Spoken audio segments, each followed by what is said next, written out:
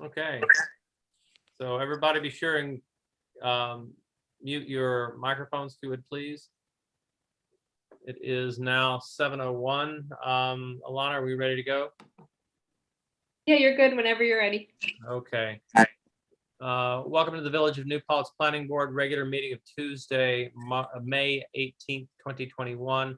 We are live streamed and recorded remotely at 7 p.m. to be posted on the village website. Meetings being held via Zoom and live streamed on YouTube.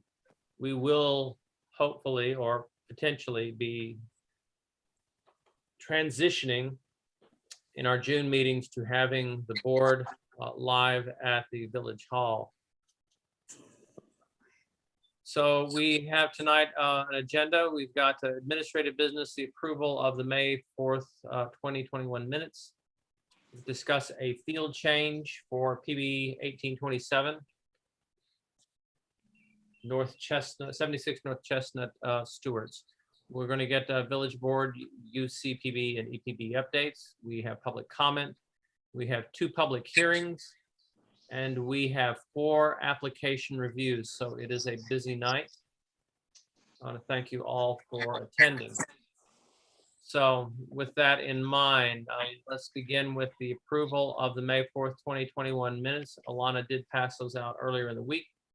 Actually, I think it was almost a day after. No. Did everyone get a chance to look at those minutes? Yeah. Yes. Yes. Do we have any edits, changes that we feel need to be done? I don't think so.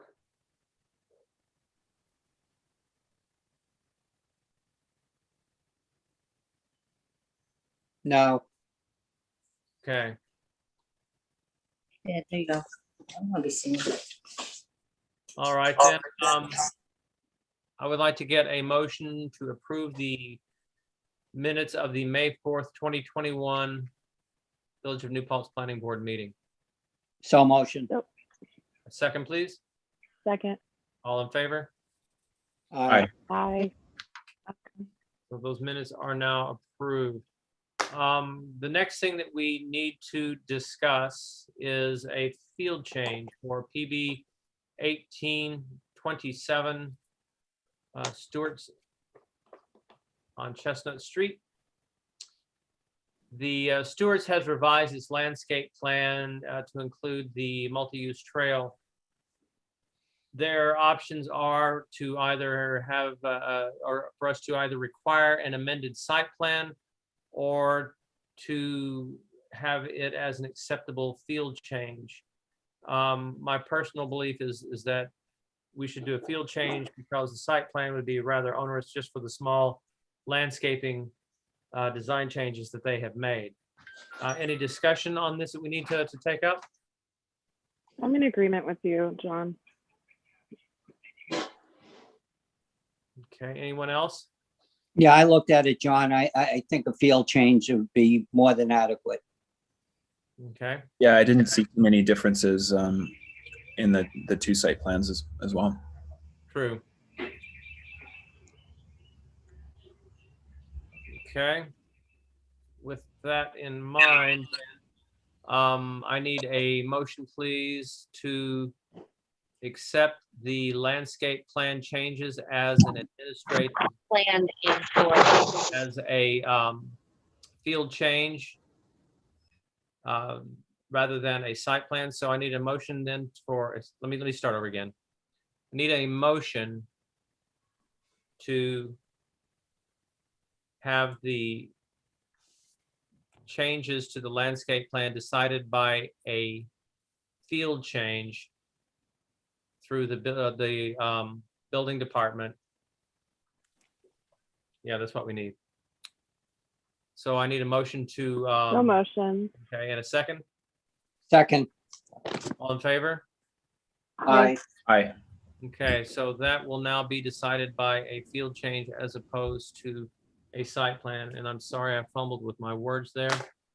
Alana, if you can just have something noted on that most recent submitted plan saying that the recent improvements are allowed to proceed as a field change pursuant to the building inspector's approval. Like have Chuck put that on the site plan? Or on the landscape plan, rather? Yeah, anything, either, it can be handwritten even on there, just so there's something in the record saying that the planning board allowed the change to be done as a field change rather than an amended site plan. Yeah, sure, I can do that. Thank you. Thank you, Rick. All right, so now moving along to the next item, updates from the village board. I think Will Murray is not going to be here, is that correct? He said he wasn't sure if he'd be here, but I don't see See him on there. him. So He sent an email, said maybe around 5:40, but I guess that's not happening. nope. So with that in mind, Don, I noticed you were there. Any updates from the environmental planning board? Well, I pretty much updated the board on the discussion from the last meeting with regard to New Paltz Apartments, collected up on wetlands, wastewater treatment, stormwater, pesticides and soil, and asked if they wanted to recommend an environmental engineer as a consultant. Hadn't had any response to that, so that's what we had discussed. We did pass 2 resolutions, which I thought would be of interest to the planning board. One was to suggest that with regard to New Paltz Apartments, that the permeable surfaces be used to the degree possible, as opposed to impermeable surfaces. I think there was 1.3 acres of paved surfaces there, so we just wanted to see if that could be attended to with as many pervious surfaces as possible. And I've got a couple paragraphs to read to you here. We passed another resolution. There's a rationale and then there's the proposal itself. The rationale is the Village Environmental Policy Board is legally charged with advising the Board of Trustees on issues related to seeker and projects before the Planning Board, which include water and wastewater. Projects such as Zero Place, Stuarts Shops, and proposed projects such as the Pit, Trans Hudson, and New Paltz Apartments will face analysis of water and sewer on a case-by-case basis. The EPB requests an additional perspective in order to effectively advise the Board of Trustees. This information could serve as a living document to allow for thoughtful planning and informed advice from EPB in years to come. And the actual proposal, that was the rationale. The actual proposal was the Environmental Policy Board requests professional analysis of wastewater plant capacity, including A, pre-pandemic peak level of usage, and B, a comprehensive estimate of remaining capacity after all projects in process and proposed are online. And that was passed at our last meeting. And that's all I have to report. Okay, thank you. Alana, make sure that those notes are contained so that we can review them as we move farther into the seeker process and the scoping documents with that project, please. Sure. Okay, so with that in mind, I guess we are going to move on past Will, but thank you, Don, for that. Next, we will be having public comments. Alana, are there any public comments that you have gathered? If you're talking about generally, then no, I haven't. Okay. We will hold that open for the duration of the meeting and check again at the end of the meeting to see if there are any public comments so that we can, those comments are all heard. So the next item on our agenda, number 3, are the public hearings. First public hearing is a site plan and special use permit for PB 2101 107 Main Street, the applicant Ed Carroll, zoning district B2.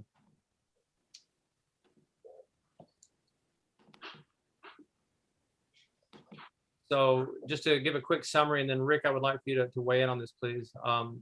This is an application for the site plan approval and special use permit to add the 1,154 square foot outdoor deck to an existing restaurant and make renovations to the existing restaurant, residential bar building. Gives us the measures of the property, where it is in the B2 core business district. And it talks about the current improved areas of an existing mixed-use building. The required off-street residential parking will remain on the property, and parking for the restaurant bar will be provided in the Plattekill Avenue municipal parking lot and on the street metered parking as per the village code. The seeker was classified as a type 2 action under the seeker. And the referral response from the county was no. For you to require a drainage plan that would remedy the current.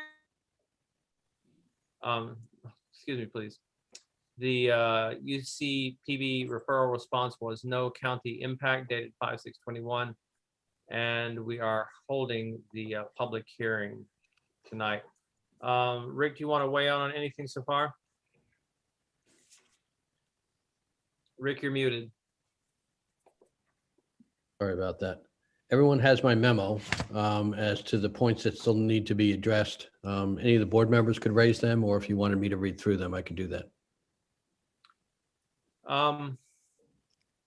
Let's begin by just looking at our next steps. We've received the UCPB referral response, and we are now going to look at the issues below. The first one was the special use permit. Rick, you want to lead us through the special use permit, specifically as pertains to these two items? Sure.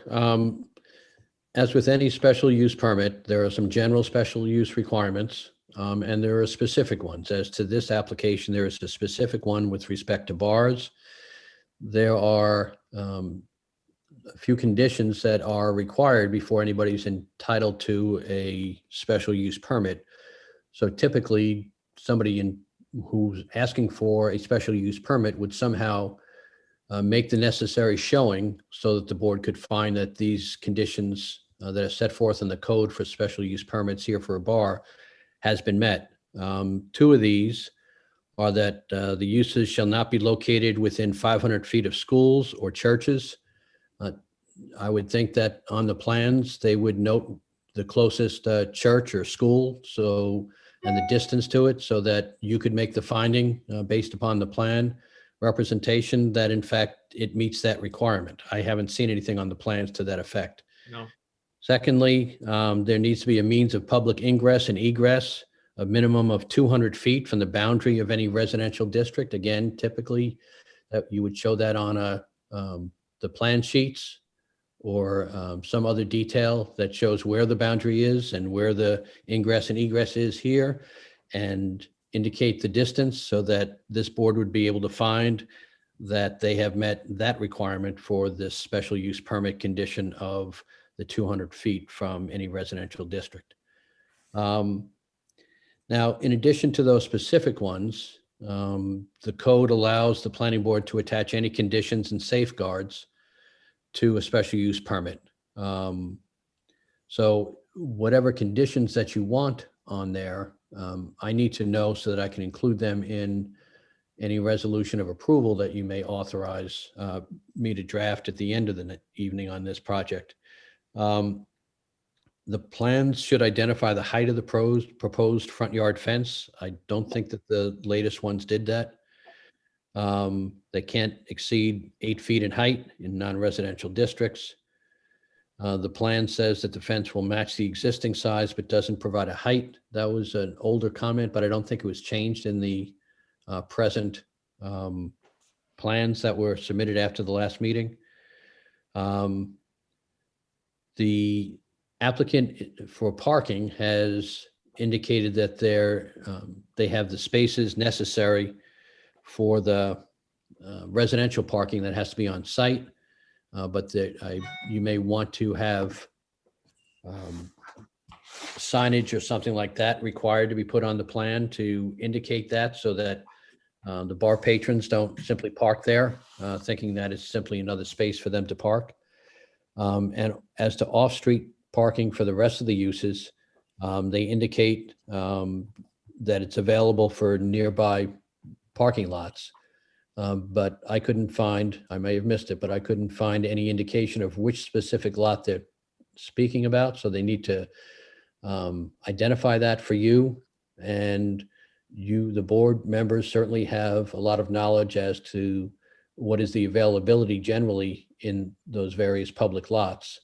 And so if, for instance, they're relying upon some lot that everyone knows is always filled, that's really not going to satisfy this condition. So at least at the times that this use is going to be needing those spots. So there should be some discussion with respect to the public lot or lots that they would be relying upon for their non-residential uses.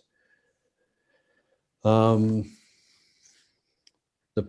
planning board should review the proposed lighting plan that was submitted to make sure that it complies with the various code provisions that I've outlined in my memo.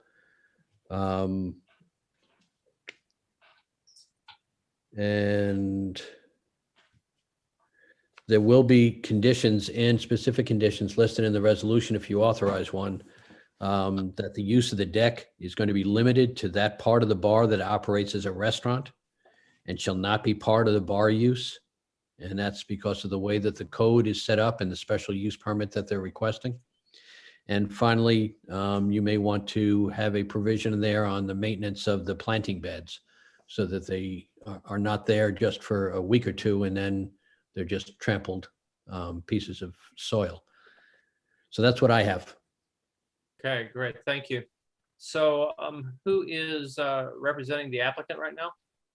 That would be me. Okay. My name is Alan Ross. I'm the architect on the project. So I'm looking just to address a couple of those points. The distance to the residential lots is described in residential zones, is described in drawing 6 on A001. And we are compliant in that respect. The parking is addressed in drawing 5 of A001.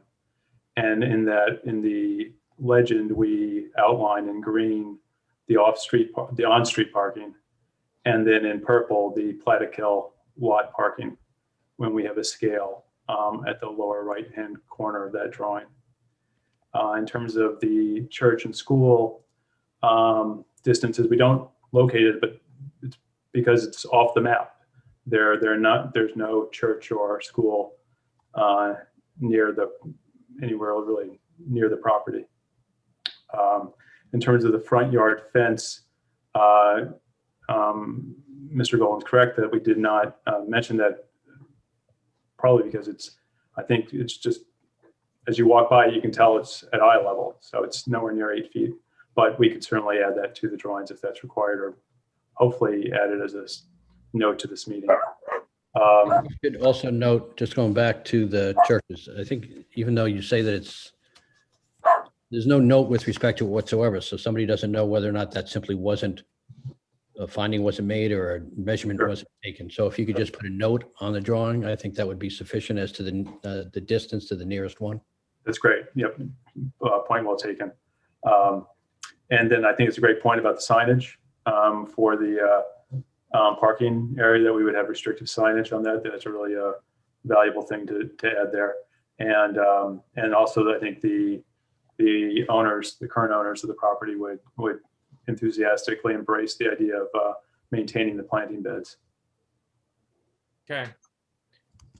So that covers a lot of those things. Just to kind of review, you said on, pardon me, that's my dog there, on drawing 6 that the signage restricting the on-site parking was on drawing 6, or was that on drawing 5?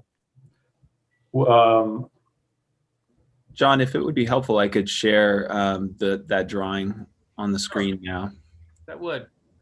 I'm just trying to figure out which one was parking was on drawing 5 and which was on drawing 6, just so I can put this in my notes so I can make sure that I can follow up on it.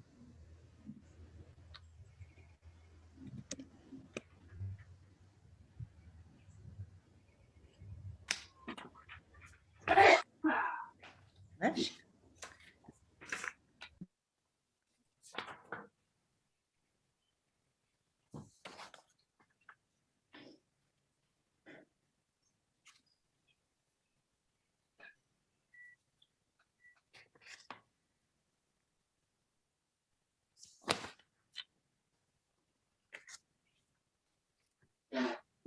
Can everyone see those 2 details? The bottom parts are off the screen. There's Okay. 5. Okay, got it right there. Thank you.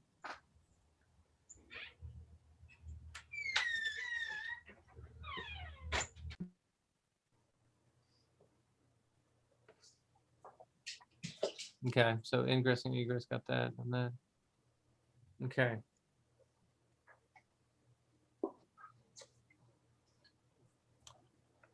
Okay, so it looks like you have fulfilled the requirements of, you're gonna put the notation regarding the church and the school. Looks like you have,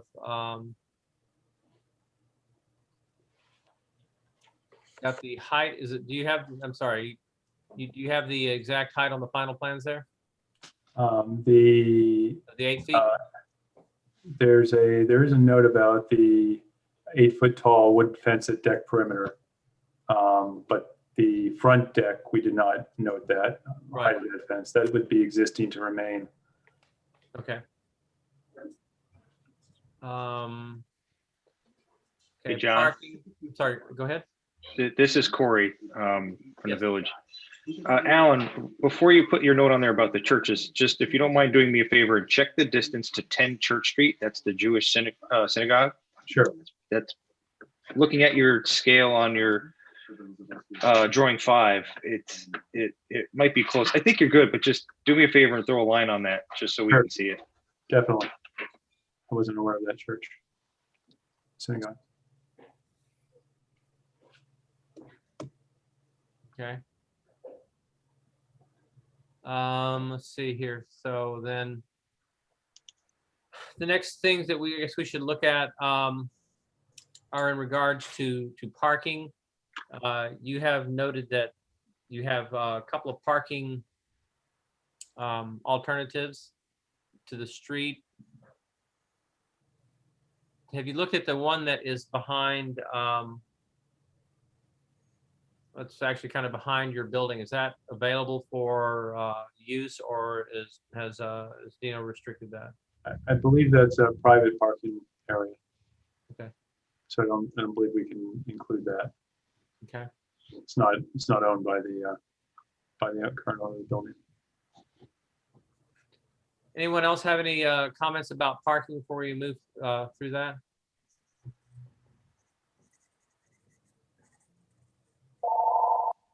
You know, parking is always an issue. There's parking that's going to be behind the village, or to the side of the village hall, behind the village hall. There's some that is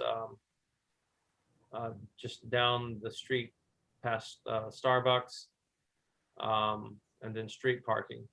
Does everyone feel that that's significant or a sufficient amount of parking? I think in the evening, the municipal parking lot on Plattekill Ave is fairly free. There are usually a good number of spots there. A lot of the people that in town who go to these things will be walking as well. So Yeah. there's probably a lot more foot traffic than we're taking account of as well. I think maintaining the fact that the function is staying the same, it doesn't really concern me that much.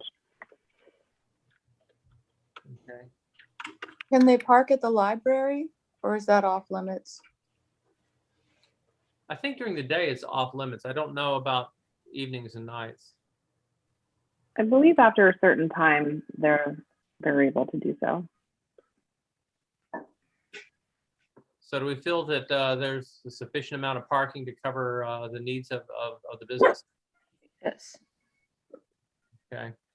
Lighting.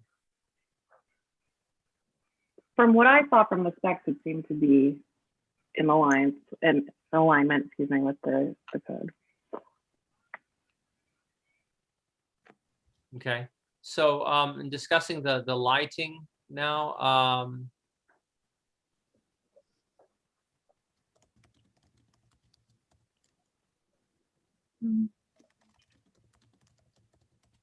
Zach, you can take this down now.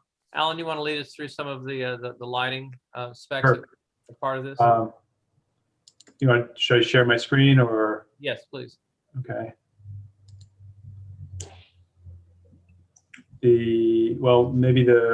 There's two ways I could do this. I could show you the sheet A002, and then I'll start with A002. But in the general principle is that the lighting fixtures are chosen they're fully shielded. They're downlights. They're designed to stay within the lumen requirements or the foot candle requirements for the village, per the village's lighting requirements. So let's see here, share screen.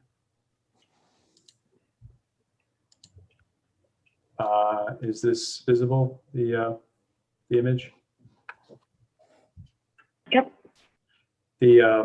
So at the front of the building, you have the sign here, and then there are two spots that are whose light is directed directly onto the sign. It's convenient because the sign is round, and so the light should hit only the sign and not have any trespass. We have some minor, almost ornamental lights underneath the rafter tails, between the rafter tails here. Also a couple up here, and a couple recessed lights in here. So those are all down lights, and those are minor, more decorative than and with some, providing some illumination. Let me flip over to the lighting plan. So here's the light. If you're looking at the documents, here's the light fixture schedule. The light fixtures are outlined in the lighting table, which is here. So if somebody wants to dive a little bit deeper, they can read about the various fixture types and their heights, quantities, locations. But essentially, we have lower lights around the perimeter pointing in. So there's a 42-inch high fence at this side, and then the fence continues around the. But basically, these are low lights that point down. These three lights here are on the building. They're a little bit higher, but they are also fully shielded down lights. And then we have a couple bollards here, which are low, and then some higher sconces in this kind of entry parking area or alley area. At the front of the building, again, I mentioned the sort of decorative lights tucked underneath the eaves here, and then the recessed lights here. That's pretty much it. Okay. Thank you. So we have gone through the distance between churches and schools, which you're going to take care of. We've discussed the yard fence, available parking. We just reviewed the lighting plan. You're going to put some signage that will restrict on-site parking for the use of the residents. Is that correct? Correct. Okay. So that covers pretty much everything that we need to go through. Are there any other restrictions that we believe need to be made or discussed?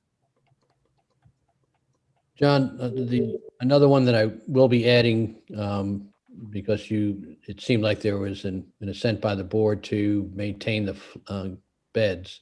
Yes. That I would note that the planting beds shall be maintained in a healthy and vibrant condition in perpetuity for the duration of the authorized uses, and should the plantings die or wither, they shall be replanted, weather permitting. Okay.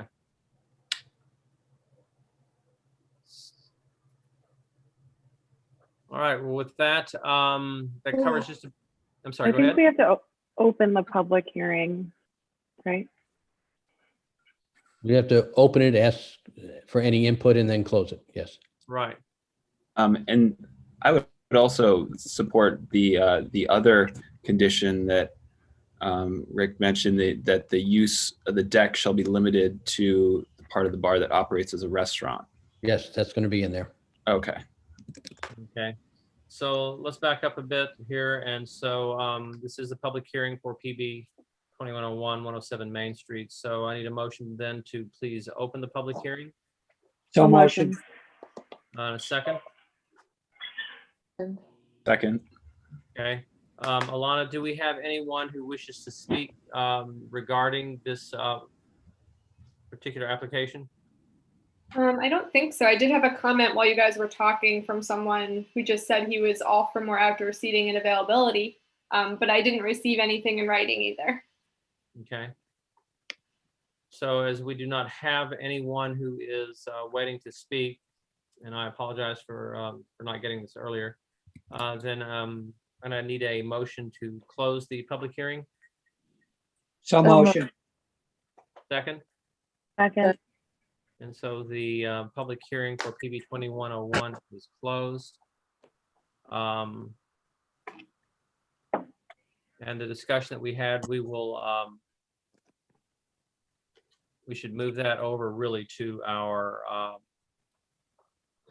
application review. So let's keep that in mind, and we'll move this over to the application review, which will occur in just a few minutes here. Thanks, everyone. Thank you. There will be The, additional next, discussion of this in a little while. yeah, so you might want to hang on. Okay. So next on the public hearing is the site plan change of use, PB 2102, 223 Main Street. Applicant is Salvatore Rondinelli, zoning district B1. The change of use is going from commercial to residential. I need a motion, please, to open that public hearing. So motion. A second. Second. All in favor? Aye. Aye. Aye. Okay, so the public hearing for PB 2102, 223 Main Street is now open. Alana, do you have anybody who wishes to speak to that application and to that site plan change? Nothing specifically regarding this. I also didn't receive anything in writing prior. But Okay, you can wait a couple minutes and see, because there are people. Because now there's people commenting about the lemon squeeze project. okay, they'll have an opportunity to well, they're commenting about it now. Yeah, but that could be the delay that we were talking about earlier. But again, it's just more happy about more outdoor space. And then someone just is asking about the lighting for the deck. But you guys did have a whole discussion about that.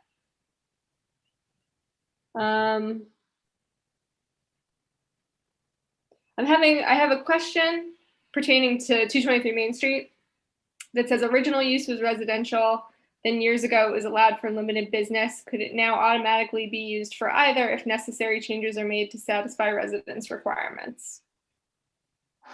Yes, the answer is, can you just flip back and forth for a permissible use? And the answer is no. It was indeed residential. It went to business.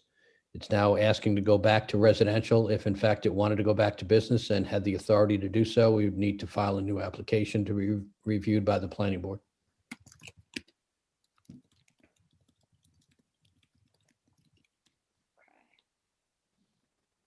If you want to wait another minute, see if anyone else chimes in.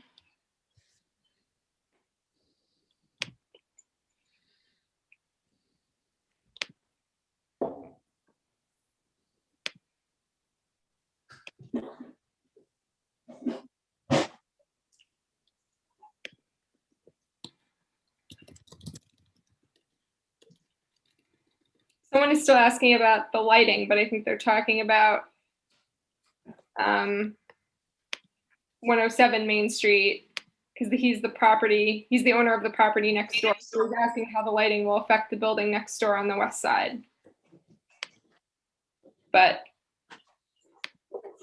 Is that the jewelry shop and the what was Trestle May? I think it's 101 Main or something now. maybe if that's to the west, then yes. Okay. Again, we're not technically in that public hearing anymore. I don't know if Alan or Ed want to I'm respond. happy to respond if you'd like me to. Give us just a moment here, and let's finish up with one before we go back to the other. Anything further related to the current open public hearing? What are the specific requirements to change it back to residential? The specific requirements to change it back to residential are that he has come before the board. He has applied for a change of use permit here to change it back to there, and we've gone through seeker. There's really nothing more than that, and we can cover this in just a few minutes. It's been exempt from referral to the county, so it's just an application for a site plan approval to convert the existing commercial building.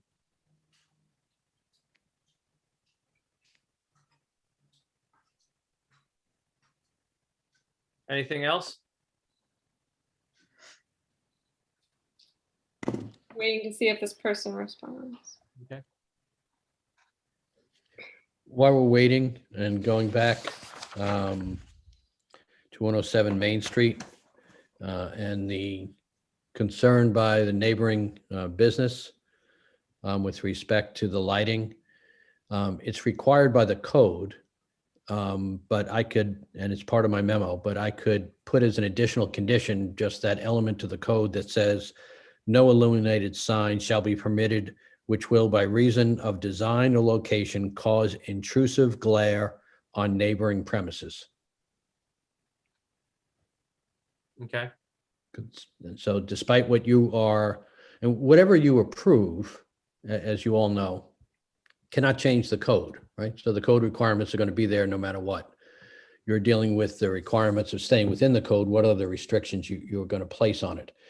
So if in fact these lighting fixtures that you have approved by your review of this somehow unintentionally causes intrusive glare on neighboring premises, that would be a violation of the code, despite the fact that you approved the lighting fixtures. And the applicant understands this, and that would be an enforcement issue by the building inspector. But I could, just for clarity purposes and to indicate how you are listening to the public with respect to this, I could simply make that as an additional condition, just adopt the code language in there. I think that's a good idea if you would do that, please. The comment related to 223 Main Street regarding the specific requirements to change it back to residential. They're saying what I am referring to is relative to closets, kitchen, full baths, etc. I don't know if Corey wants to respond to this, but. Sorry, Alana, could you say that again? There's this person commenting on the YouTube about 223 Main Street is asking about the specific requirements to change it back to residential. And they're referring, I guess, to changes made regarding closet space, kitchen, full baths, etc. I don't know if you can respond to that. Yeah, so that's more of, I mean, that can be looked at by the planning board with a simple floor plan if that's a concern. But typically, after you get the approval to do the simple change of use, you need a building permit. And that would be ironed out in the building permit process because the state has specific requirements on room size, amenities, and things like that that would constitute the 1-2 family dwelling. So as far as the planning board's concerned, it wouldn't really be handled so much here, I don't think. But you know, the planning board could certainly ask for a floor plan from the applicant to take a look. But administrative wise, I think it would make more sense for something I would handle in my office. Yeah, I think so. I agree. Just looking for a site plan approval to convert from commercial to residential. What is done inside the house would be a matter of the building permit, and the plans would be submitted to the building permit. Sal did submit floor plans. So. I'm sorry? Sal did submit floor plans, so you guys do actually have those.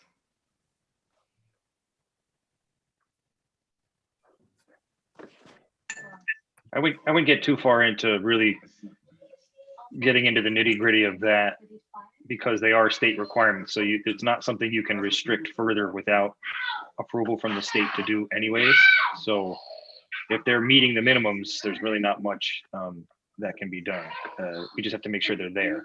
And that's honestly my job. And I'll make sure I do that when the building permit comes in. And also I think part of the question was if it would to flip back to a business, what would happen? And in that instance, the planning board would have the present plans and would address the issue of what are you going to be doing with these areas with respect to the interior. And then Corey would also be addressing that as well in connection with building permits, et cetera, for a bit, if it reverted back to a business.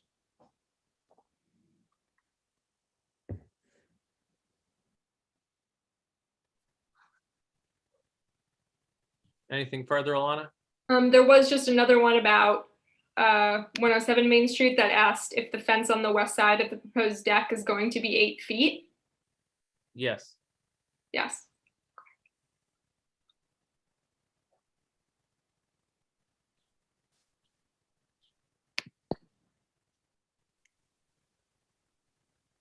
Okay.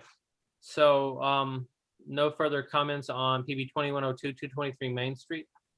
Not as of this moment. Okay.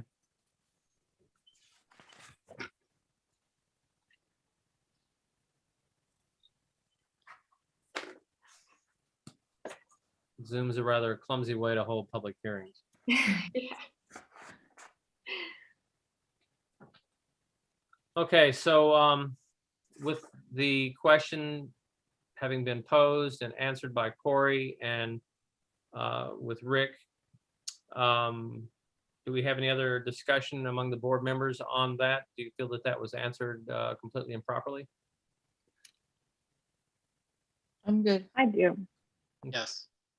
Okay, so then I'm going to take and I'm going to ask for a motion to close the public hearing on PB 2102, 223 Main Street. Mr. Chairman, I'm so sorry to disturb you, and I don't know your protocols.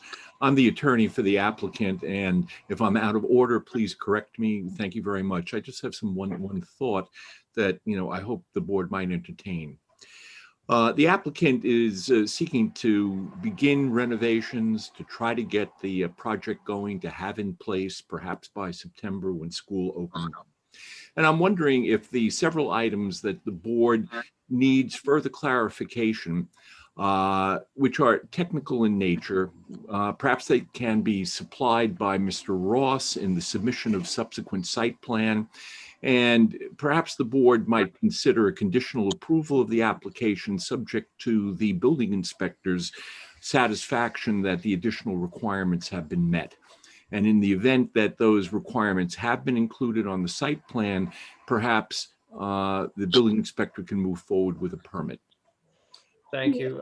We'll cover those, and we do have some specific provisions related to that. That we'll cover in the area where we are discussing that specific application. So just stay with us just for a moment here. Thank you. Lance, Thank you we'll very much. have those questions answered for you. Thank you. Okay, so we have now closed the public hearing, and we're now moving.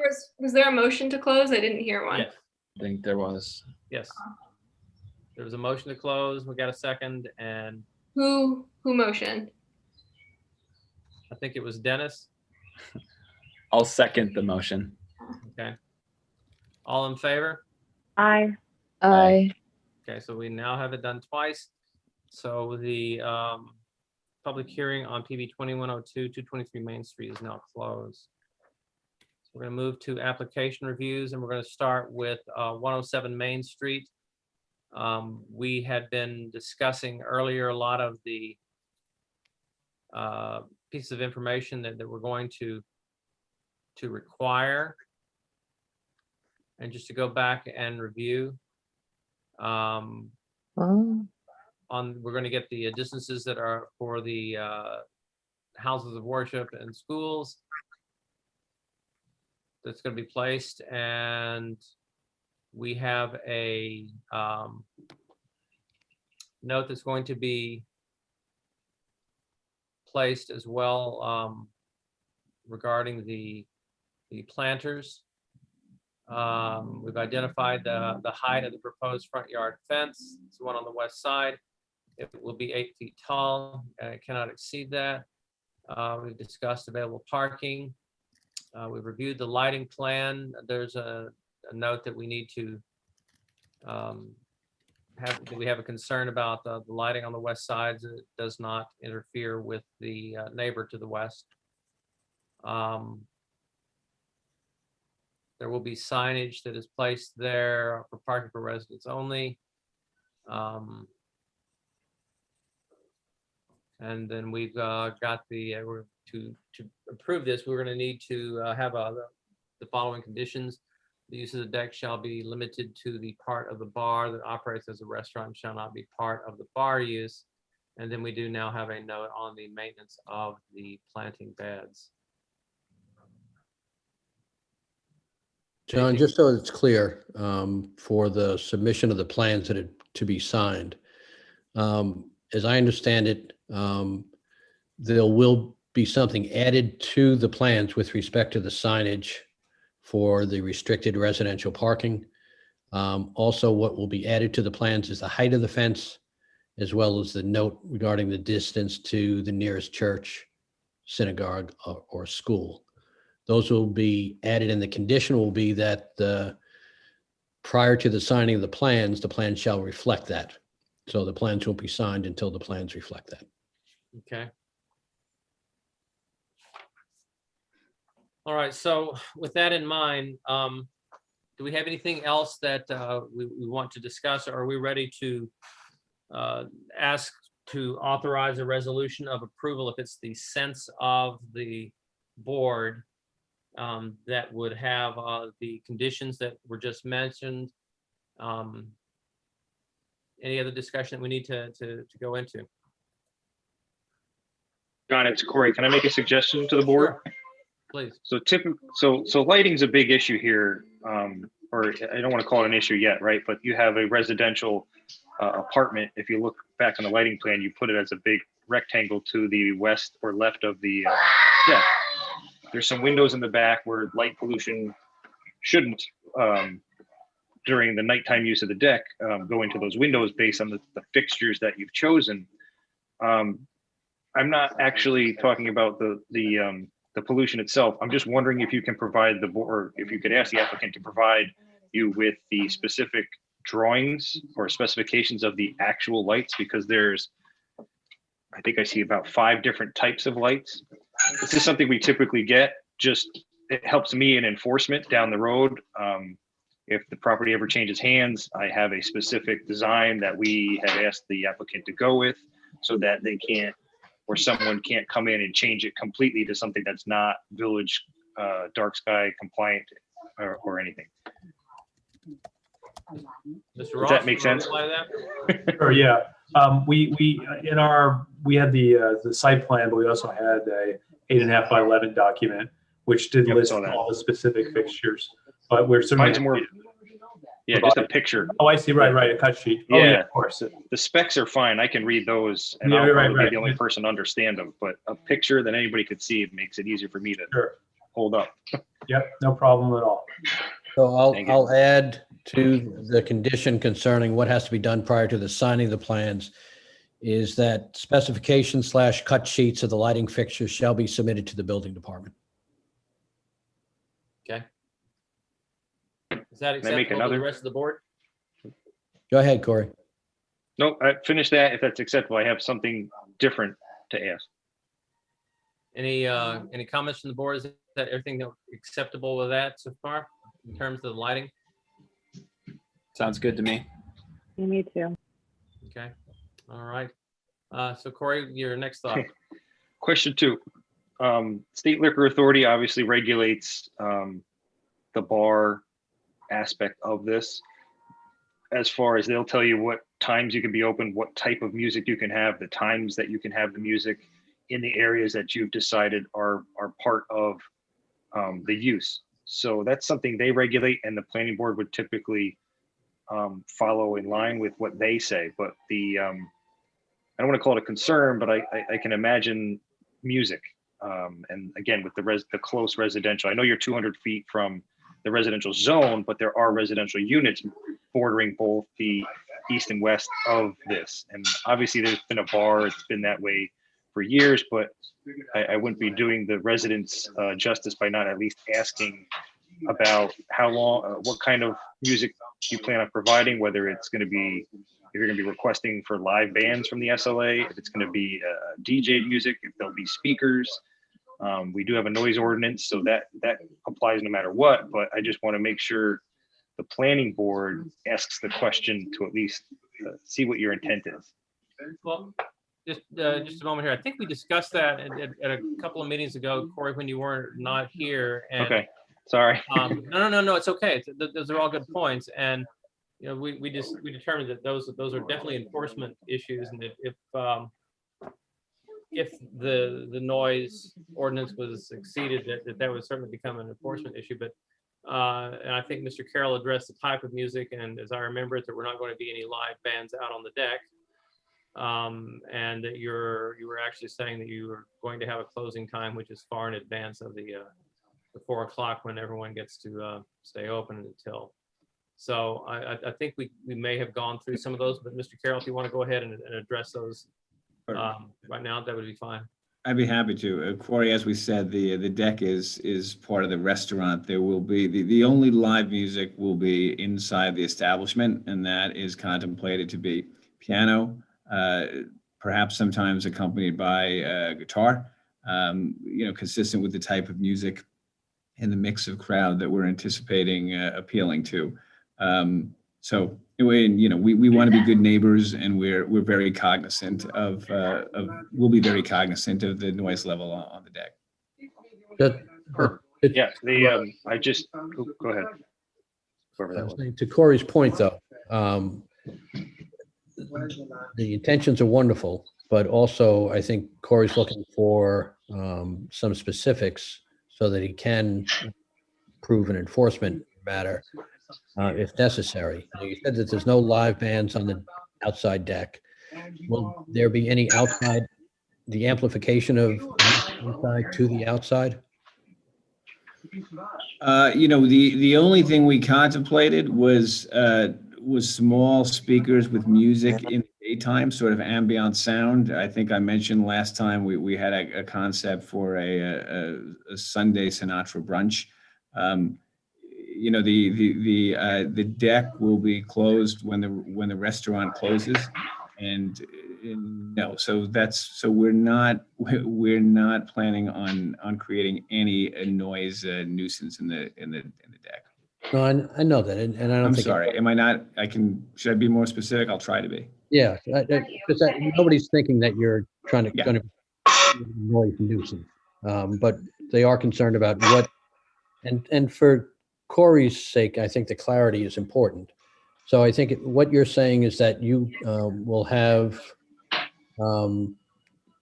some amplification of music to the outside deck or the outside area, but only during the restaurant hours. Is that correct? That is what I am saying. Okay, I'll add that as a condition as well. I only ask because I'm the one who gets the phone call in the office. I appreciate that. Is that satisfactory? Yeah, that's fine to me. But again, I just want to point out, you know, we're talking about a place that's existing and has always had music, but this is an increase. The planning board just needs to know this is an increase if there is music, because there's never a deck out back. There was never music there before. I just want, you know, I'm not saying it's a good or bad thing. I just want them to be, I want all of you as from the board to be aware that you are actually, there's an increase now from what there was before.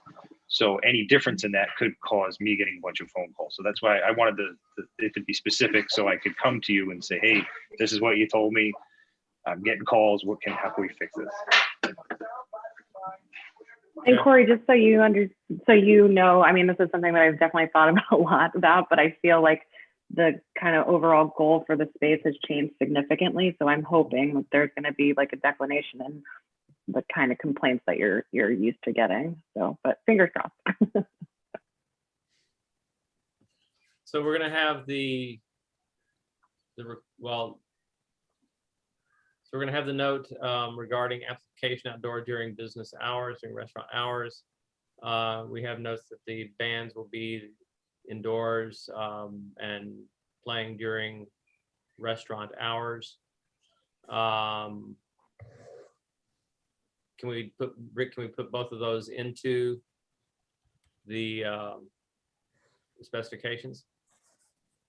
That will be in a specific condition in the resolution. It doesn't need to be added as a note on the plan. Okay. Okay. Anything else that we need to cover with that? Okay, so we need to kind of take a sense of the board as to whether we want to move towards and authorizing our attorney to write up a resolution of approval with the notes and conditions that have been specified here, so that when we appear at the next meeting, we can then vote on the resolution up or down. So I feel comfortable. I'm sorry? I said I feel comfortable given the stipulations that we're, hoping to add. Okay, Zach? Yes, I think it all sounds good to me. Okay, Tom, how about you? Yeah, it all sounds good. The one point of clarification that just came up for me though is the idea that so I understand the deck will be closed when the restaurant closes, but there still will be live music during regular bar hours though, right? Well, the live music would only be inside the structure. Right. But it will still be happening after the restaurant closes. Yes, we anticipate the piano playing during bar hours. That is correct. Okay. Yeah, I just wanted clarification on that, but it all sounds good to me as far as approval at this point. Just for clarity, right now, all we're doing is asking me to draft the resolution. You're not actually voting on the resolution itself. Right. Okay, so Rachel?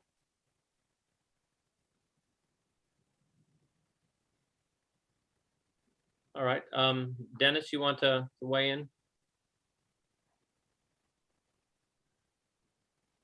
Dennis, you're muted. Okay. Again, kind of an awkward way to hold a public hearing and the like. All right, so with that in mind, then I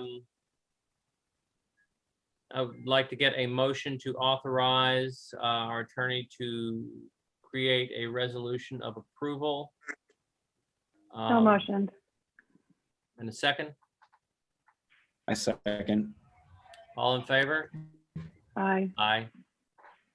All right, so that motion has passed. So Aye. if you would please, you will write that up, and hopefully next meeting we can vote on this, and then you will be on your way and ready to begin construction and rework on it. Thank you. Thank you.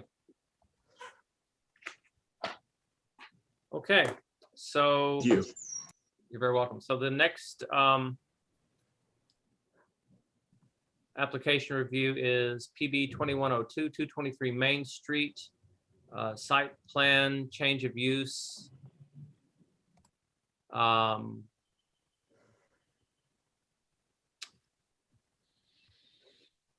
So let's take a look at that. What we are looking with this application for site plan approval to convert an existing commercial building, office space into a 3-bedroom single-family dwelling, which it was in its original use.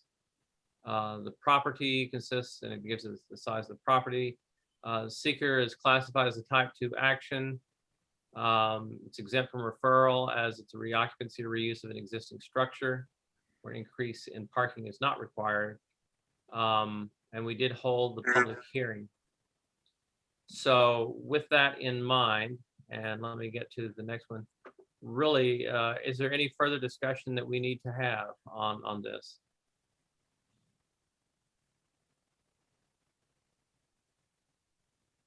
No?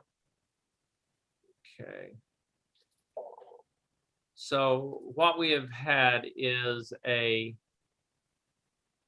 resolution that was drafted by Alana, because this is a pretty simple, it's a pretty simple application. And with that in mind, we're going to read the resolution of the site plan change, and we're going to take a vote on it. So whereas it says applied for site plan change of use approval for 223 Main Street to convert commercial space to residential space, following are significant plans and other submittals that formed part of the basis of the planning board. The Village of New Paltz site plan, a site and floor plan, and images, all dated on March 30, 2021. Whereas the proposed project is located in the B1 zoning district and requires site plan approval, and whereas the applicant submitted a short EAF dated March 30th, and whereas on April 20th, 2021, the planning board determined that the application was administratively complete, and whereas it was determined that a referral to the Ulster County Planning Board was not required, and whereas the planning board classified the action as a type 2 action under the State and Seeker Act, and whereas a duly noted public hearing on the application was held on May 18th, 2021 by a remote live stream, at which all those wishing to be heard were given the opportunity to speak. Now, therefore, it is hereby resolved by the Village of New Paltz Planning Board that the proposed site plan and change of use approval for 223 Main Street to convert commercial space to residential space as shown on the site and floor plans dated March 30, 2021 is hereby approved, subject to the following conditions. The village right to enter upon the property for purpose of inspecting and payment of all fees, and final site plan are submitted. And we will be taking a vote. First, Dennis.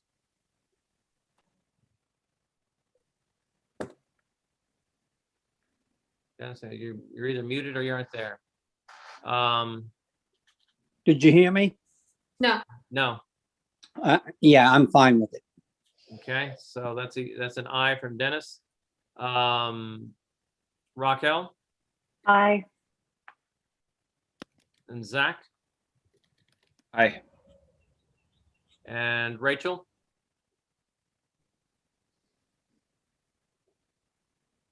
Okay, lacking Rachel, Tom, Aye. and I am an aye as well. So with that, the motion is to approve. I need a motion then to approve this, given that we have all voted, No motion. and a second. Second. So the motion has passed, the resolution has been approved, and the applicant can now get with Corey over in the building department and move forward. So thank you. Thank you very much. Thank you very much. Have a good evening. Thank you. You Well. too. I'll see you tomorrow. See you tomorrow, Corey. Thank you. Figured I Okay. know how you operate.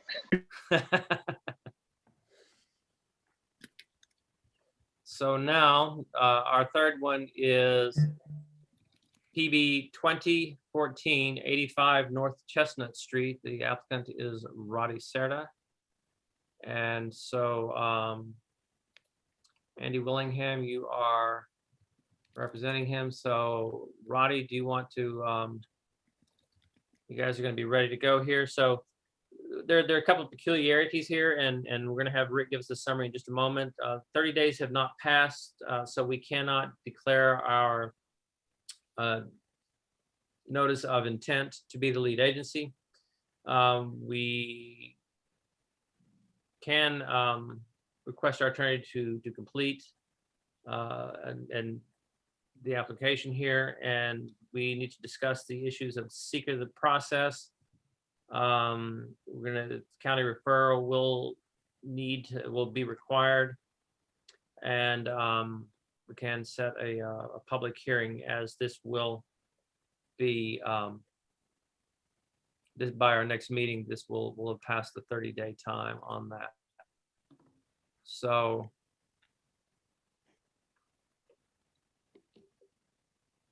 Rick, do you want to lead us through anything else here?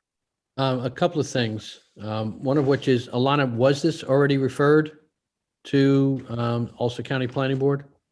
I don't think so, because the like new plans have still been submitted and stuff like that. So Okay. I don't recall some like being asked to necessarily refer it because it was I don't my have it in my notes that you were. I just wanted to confirm that.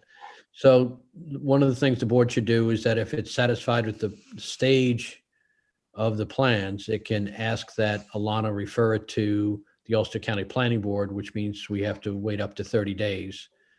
They will meet the beginning of June. I don't know if this is too late to be included in June if you determine that the plans were ready.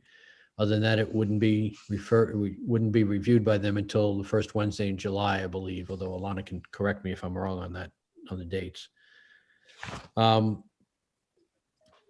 With respect to seeker, this board asked for a full environmental assessment form back in November. It was received on May 5th of this year. The notice of intent was circulated on May 11th, which means that the first board meeting that you're going to have on this after the 30 days has elapsed will be, I think, June 15th, if I'm correct on that. yeah, you're right. Okay.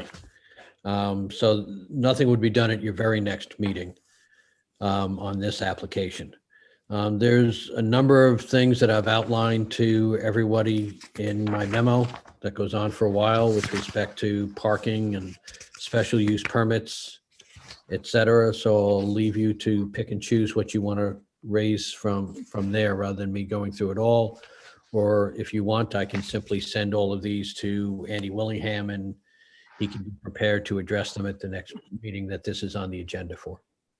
You know, I think that getting them to the applicant would be a good idea so that they have an opportunity to address them, and then perhaps we won't have to go over that field twice. I agree. Yeah, I agree too. Alana, would you be able to cut and paste from my comment memo and then just send that on to Andy? Yeah, absolutely. You know, I'd love to talk it to death. However, I think just talking it to death once might be sufficient. Well, it also, I mean, some of these things that would go through, if Andy sees them ahead of time and then revises his plan submissions accordingly to answer them, then there may be, a lot of the discussion may be cut out. Good point. I agree. I think that's a better way to do it. So they're just to kind of highlight it, everybody should have, or at least please read this because it includes things such as variance needed for the peak roof height, talks about shared bike and pedestrian areas, the needing of an SUP because of for the first floor residential units.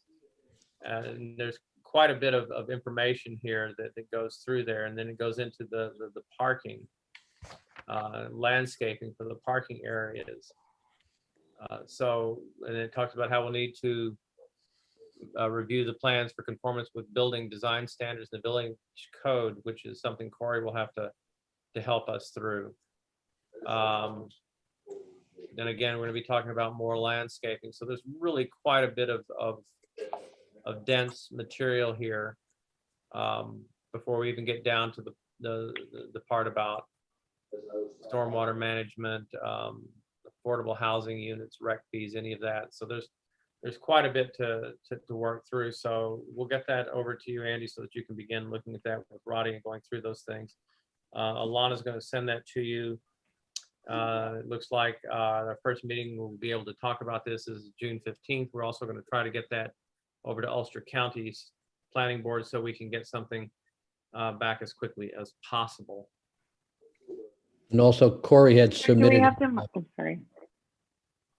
Oh, go What was ahead. that, Raquel? I was gonna say, do we have to motion that we feel comfortable to send this on with the current state of the plan to refer it to the Ulster County Planning Board? Rick, Yeah. do we need to do that?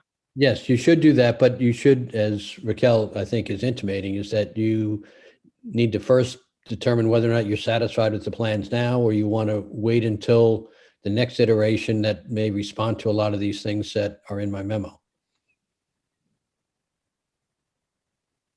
I'm okay with the way they are now.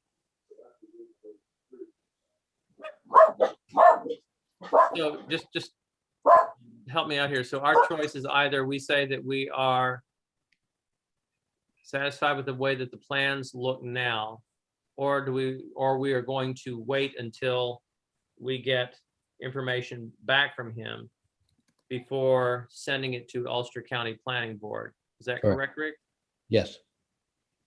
So I guess- if we're going I to, guess the question is that how much do we think is gonna be answered between this iteration and the next, that there would be a need to delay?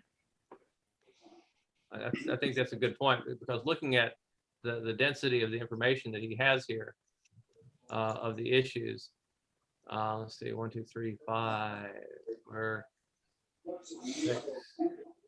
I mean, there's 10 points here, that 11, 12, 13 points that we need to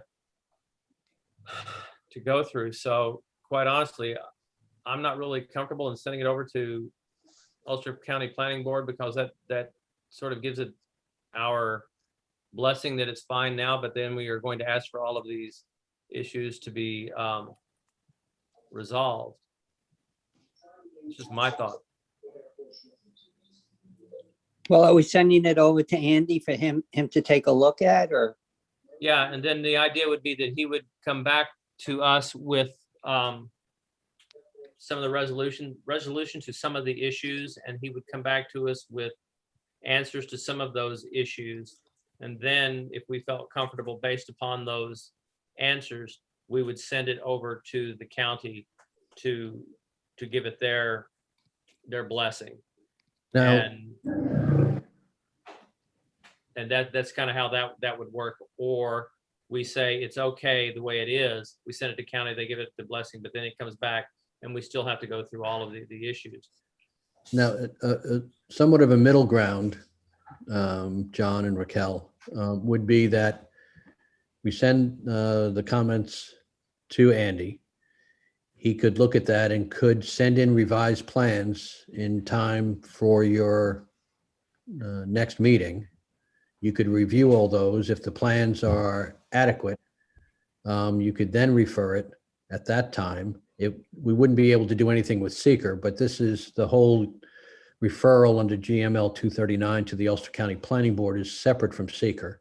So you can go along those two tracks to at least try to move this along as quickly as possible. Andy, would you be able to meet that deadline? What would that be when we need to get it back? That would be our next meeting, which is June 1st, I think. Yeah, it's June 1st. 1. Yeah, you're right. But the important thing that Andy's asking is when would he have to submit his plans in order to be on the June 1st meeting? Right. Alana, is that a week think ahead of that? Yeah, general rule of thumb is like Monday prior to the meeting, not like, May 31st, but the week before. So you guys have, a week to review things. So that would be I think May 24th, which is next. next. Okay. Yeah, lots of time. And this is a big list of things you have to address, which I'm sending you right now. Yeah, so it's a little hard for me to say. I don't really know what's in there. Some of them are minor in terms of like ownership, like document. So that's why I'm kind of in Dennis's corner, but obviously it's up for discussion. Yeah, it's up to the board, but certainly if you choose the middle ground, it's not like Andy has to make a decision now. He will look at it and determine whether or not he can meet the 24th date. If he can, it can be put on that June 1st meeting, and if not, then it'll be put on the June 15th. Or our other option is that we send Refer it it. forward to the Ulster County Planning Board Right. tomorrow. So that, I think, Raquel, you and Dennis, and I understand where you stand. You guys know where I stand. So let's see, all those who wish to send it to the Ulster County Planning Board. Dennis is yes, and Raquel is yes. Zach, your thoughts? I'm in favor of the middle ground that Rick proposed. Okay. And Rachel, I'm sorry. That's okay.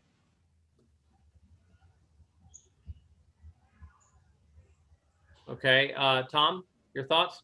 I think it'd be a good idea to have the applicant address the issues before we refer it. So getting on, if we're on June 1st, we wouldn't get on for the county meeting anyway.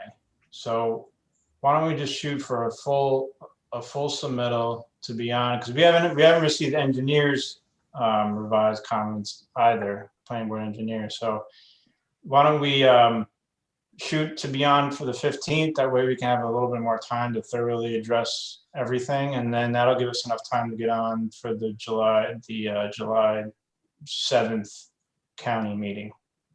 Okay. Okay, I'm in agreement with that. Sounds good. Okay. All right, Alana, so you can, you got the information to him, so let's go ahead and have them scheduled for that meeting in July. And we'll look to get back information from you. Andy, Andy. do you want me to send what you submitted for tonight to Dennis now, or do you want me now to wait for you to address these things tonight and then send it to him? We're gonna wait to address these things. So we did do a full, there's a lot of detail in the plans that we submitted. And one of the things that we did was address all of Bernier and Larios's comments, all the engineering related comments. So it's possible that Rick has some engineering comments, but probably not. So usually not.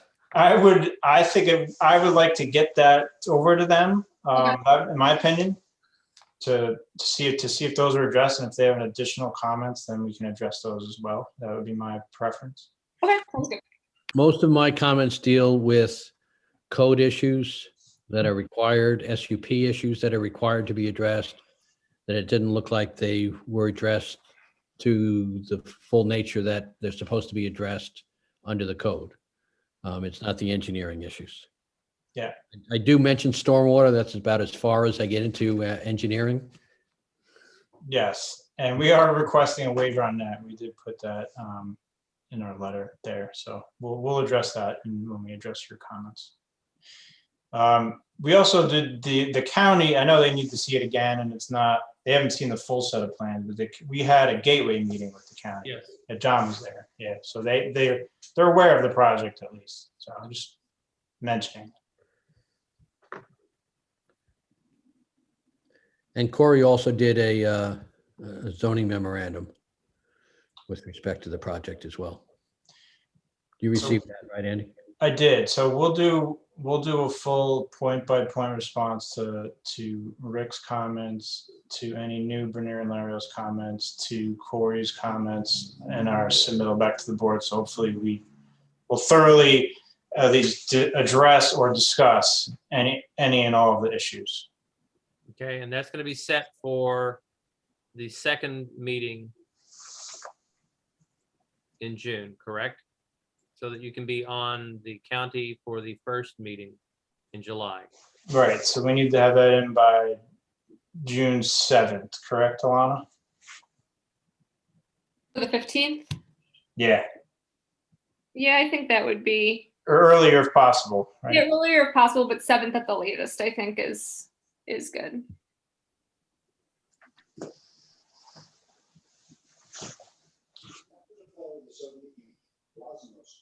Okay. With that in mind, I think we know what we need to do, and we're gonna have to await your package of information that comes back so that we can go over these items that Rick has raised and make sure. If I could just raise one more point. Andy, do you have an idea as to when you're going to be applying to the ZBA for the variance for the roof peak? I look to the board's guidance on that. I don't know, what's the correct timing on that? Do we need to recommend that he go to the ZBA tonight so that he can have his meeting in June, I believe, or is it? Yeah, I think they would be meeting next in June. Well, I don't think there's that kind of urgency to it because the ZBA cannot act until you complete seeker. But they can start discussing it and set their own public hearing with respect to the variance. They can close the public hearing. They just can't act until the planning board is lead agency, which you will assume on the 15th, until you complete seeker and either issue a negative declaration or other completion of seeker. Okay. So we're in a holding pattern then, Andy. Yeah, I think I'll wait until the 15th to act on that, but I might prepare the application in the meantime. Okay. All right. Well, with that in mind, thank you very much, and look forward to the next meeting. All right, thank you. Have a good night. Night. Thank you.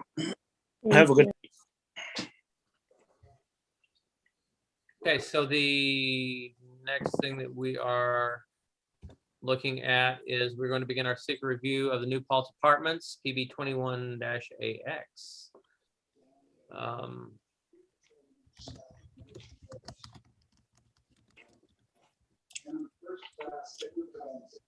Okay, so we're all aware of what's going on.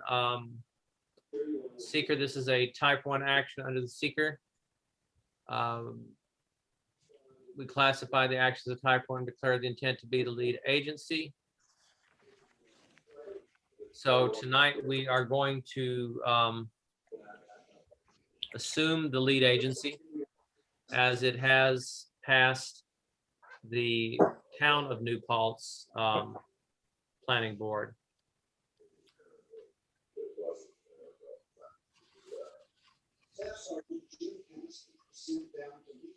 And then Rick, you want to lead us through the discussion of the draft as we start to try to make a determination of significance and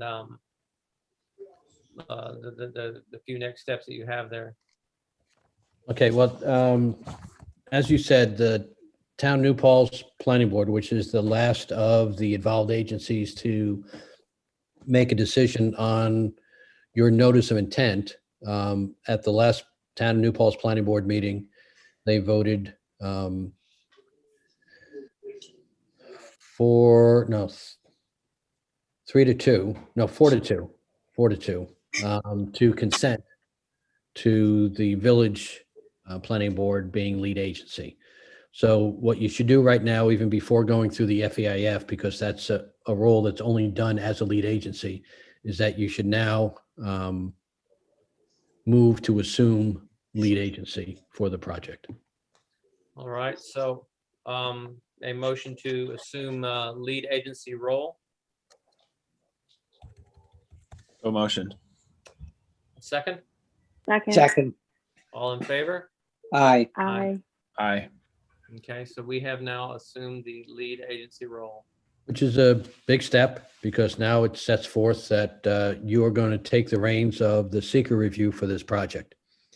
The next step in doing so is going through the FEAF, the Full Environmental Assessment Form, Part 2. I have sent to you a while ago that document with my suggested responses for it. And we should go over each of those and see if you agree with those or you want to change those. And then once you do that, we can then proceed to a determination of significance, because then you will be fully informed with respect to the types of issues that ought to be raised and determine whether or not this should be a negative declaration or a positive declaration. So does everybody have that FEAF Part 2 that was previously sent? Yeah, just to clarify, that was the one that was on April 30th, right? I don't think there was anything after that. There wasn't anything recently, no. Okay, just the April 30th. Okay. All right, so we'll go, there are 18 topics, but we'll try to go through them relatively quickly. It's important, in a sense, it's not as important as it is for some other projects because the applicant admits that there is at least one significant adverse environmental impact, and therefore it will end up in a positive declaration. The applicant anticipates that and has already started on the process of putting together a draft scope for the environmental impact statement. But I think that it's important to go through these because it will help inform you of maybe some of the issues that you want included in that draft scope. So that, I think, is really the benefit of going through this exercise of the Part 2 EAF. In any event, you need to go through it and as part of your hard look requirement. So anybody have any questions? Zach, would you mind posting that on screen? Not at all. Yeah, let me pull it up.